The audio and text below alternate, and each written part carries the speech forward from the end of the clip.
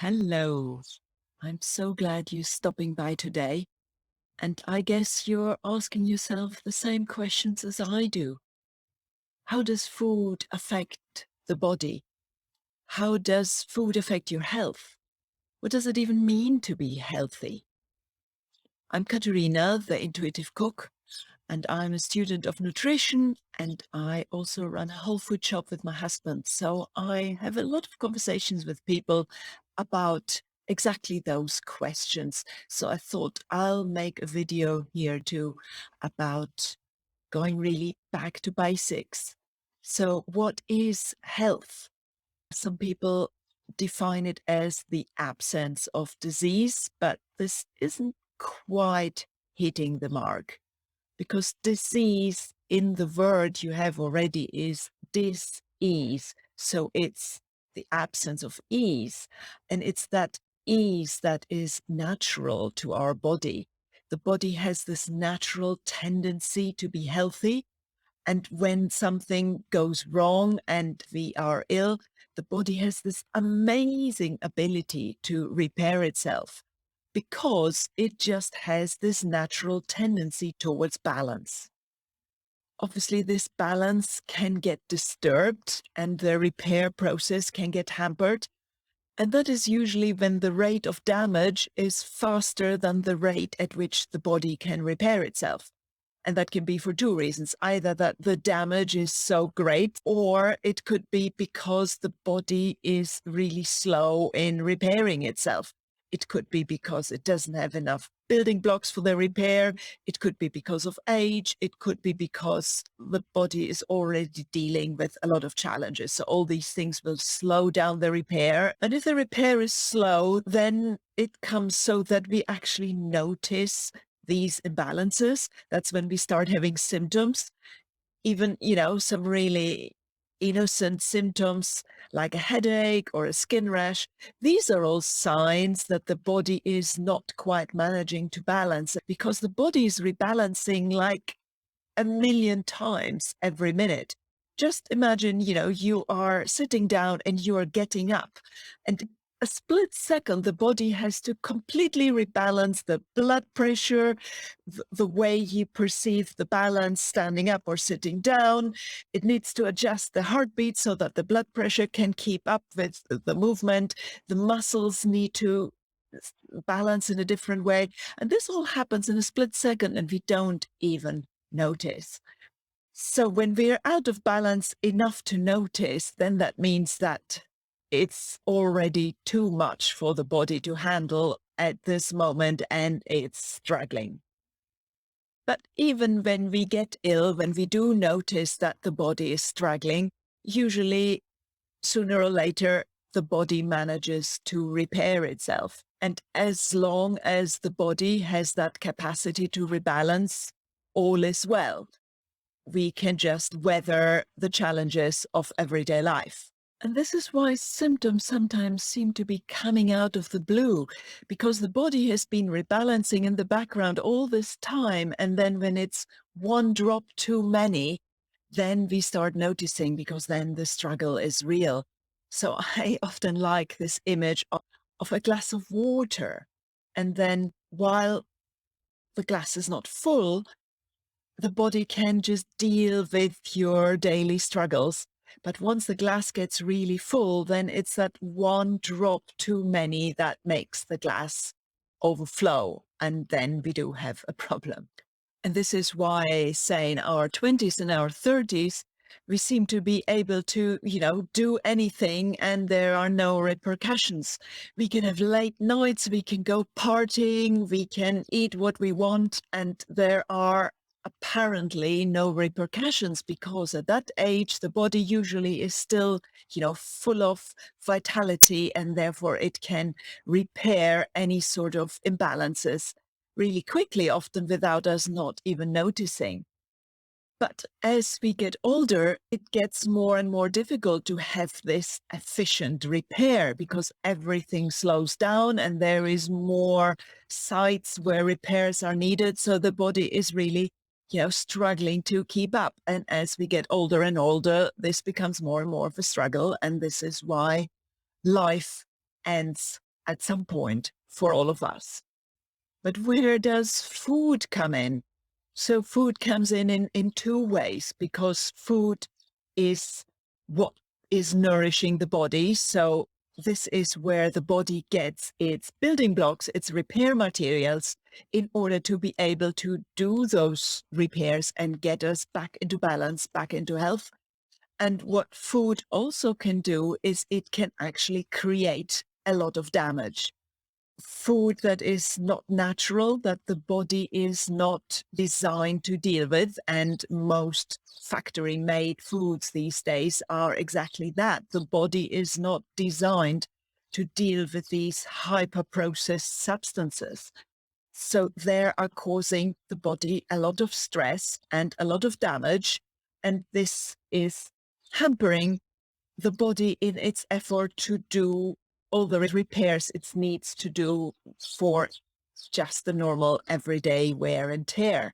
And you have to imagine the body as this massive chemical reactor. There is millions of chemical reactions happening in the body every minute. It's really hard to imagine, but everything that every cell does, every nerve synapse, every breath we take, these are actually chemical reactions that happen in our muscles and in our cells that are keeping us alive. So these chemical reactions need an awful lot of molecules, the exact right molecules at the exact right time for them to happen properly, to happen at all, or, not go the wrong way and create more damage. And this is where food comes in. We often sort of think of food in this very simplistic way. It's just calories for the body to burn, to have energy. But we forget that even to burn a calorie, this is a chemical reaction, and the body needs other molecules, not just the calorie, in order to burn that calorie.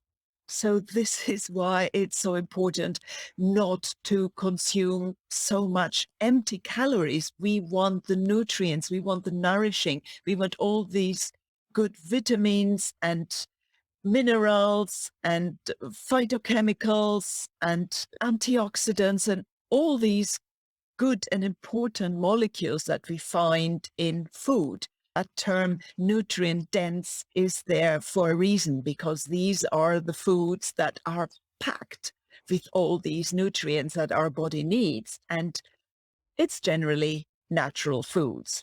It doesn't have to be a superfood. All natural foods are actually packed with nutrients. And this is why it's so important to think of quality over quantity. It's not about the calories. And actually, I will do a video one day about this very antiquated concept of calories. But for now, let's just focus on quality, not quantity, because this is where all the building blocks, all the repair materials are that our body can use to repair the damage from, just going through life. So this is why eating well is so important. And this is why junk food is so damaging, because it's damaging in two ways. On the one hand, it's not containing very many nutrients, so it's basically empty calories. So it doesn't give your body the substances, the nutrients it needs to repair itself. And it doesn't even give the body the nutrients it needs to burn these calories, because even to burn a single calorie, you need nutrients, you need chemical reactions to happen. So actually burning empty calories is depleting the body of really important nutrients that eventually you end up with what they call the nutrient gap. So that is one way that junk food is not good for us, because it's not only not filling us up, it's actually emptying us out. And the other thing that junk food does is that it actually damages the body, because the body is not designed to be processing these kind of artificial substances that come out of factories. There could be damaged fats that are really inflammatory.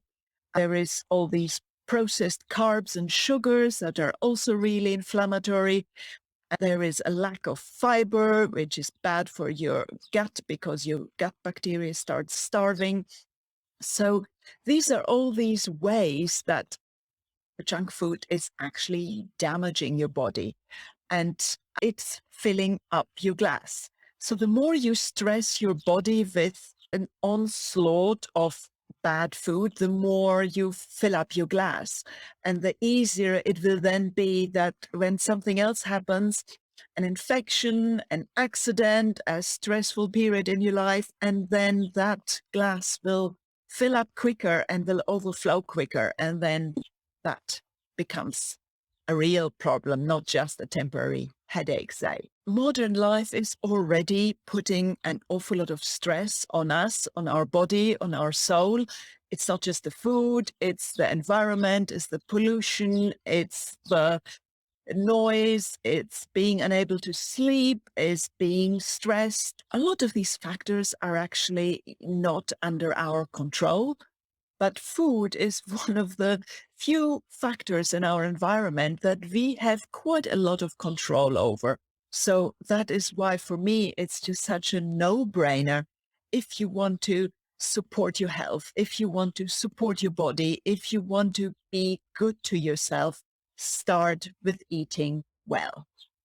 And I know eating well, eating healthy can sometimes be confusing because there is so many conflicting theories about it. But I think when we take it down to the very, very basics, it's actually quite simple. So here are my 3 simple tips about choosing healthy food. Number 1, choose real food over food products. Basically, if it's come from the earth, it's good for you. If it's come from a factory, not so much. Number 2, eat as much variety as you can, as much color as you can, as many different foods as you can. Try new things as often as you can. Our ancestors had a very varied diet because they were eating whatever they could find, and it would change with the seasons and with the places they would be in. Modern Western diets, they have reduced themselves to just very, very few staples that we eat again and again. So the more colors we can eat, the better. And number 3, my last tip is about finding the balance. It's about looking at every meal and checking whether it contains all the different components that our body needs. So basically, does it contain carbs? Does it contain protein? Does it contain fat? Does it contain fiber? Does it contain color? These are the 5 components that ideally we would have in every meal, and definitely we would have every day in one form or another. So when you take it down to these basics, it's not really that complicated. As I like saying, it's not rocket science. It's just dinner.